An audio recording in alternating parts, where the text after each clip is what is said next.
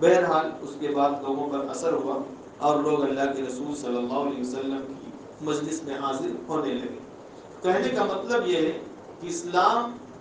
مجموعی نظام حیات کے ساتھ معاشرے میں رہ کر کے اسلامی احکامات کی پابندی کرنا اصل ہے۔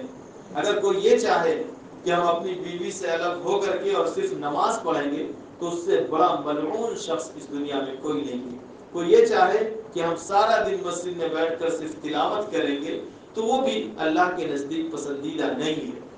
سب سے بڑا آزمائش تمہارے لیے یہی ہے کہ تم اپنے گھر والوں کے حقوق کو بھی ادا کرو اور مسجد میں آ کر کے اللہ تبارک و تعالیٰ کی عبادت کرو۔ تم اس شخص سے بھی افضل ہو جو راتوں میں جاگ کر عبادتیں اور نفلیں پڑھا کرتا ہے۔ تمہیں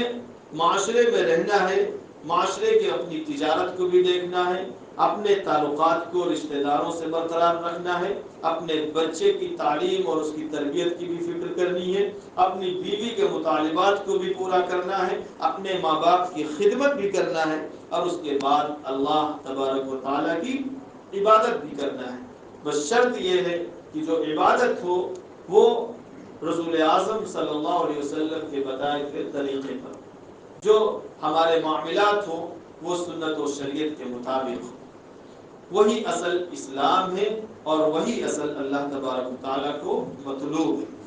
لہذا کوئی یہ نہ سمجھے کہ اصل تقوی والا وہی شخص ہے جو دن بھر مسجد میں رہتا ہے یا دن بھر ٹوپی لگا کے ٹہلتا ہے یا دن بھر پیجامہ اور کرتا پہن کر صرف تسبیح لے کر سبحان اللہ پڑھتا ہے۔ یہ اصل اسلام نہیں ہے۔ اصل اسلام وہ شخص اس سے کئی گنا زیادہ افضل ہے جو اپنے گھر میں رہ کر کے اپنی تجارت اور دکان میں بیٹھ کر کے اللہ تبارک و تعالیٰ کے بتائے ہوئے حکم کے مطابق، رسول اعظم صلی اللہ علیہ وسلم کے بتائے ہوئے حکم کے مطابق اپنے فیصلے کرتا ہے، اپنی تجارت میں اپنے آپ کو لگا کر کے اور اس سے نفع کماتا ہے اور پھر اسے دین کی راہ میں خرچ کرتا ہے، اپنے بچوں کی پرورش کرتا ہے، اپنی بیوی کے مطالبات پورے کرتا ہے، اپنے ماں باپ کی خدمت کے لیے ان کا علاج کرتا ہے۔ وہ شخص بہت ہی افضل اور بہت جو ہے تقوی والا ہے۔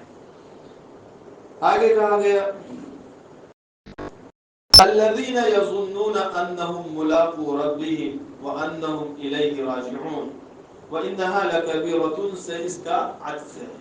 اور یہ آیت وہی ہے کہ وہ لوگ خشوع اور خضوع والے ہیں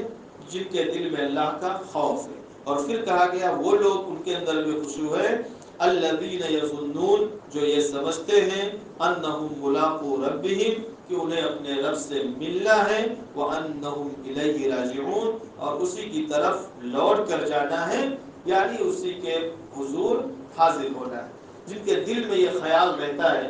وہ بھی تقوی والے ہیں، خشوع اور خضوع والے ہیں۔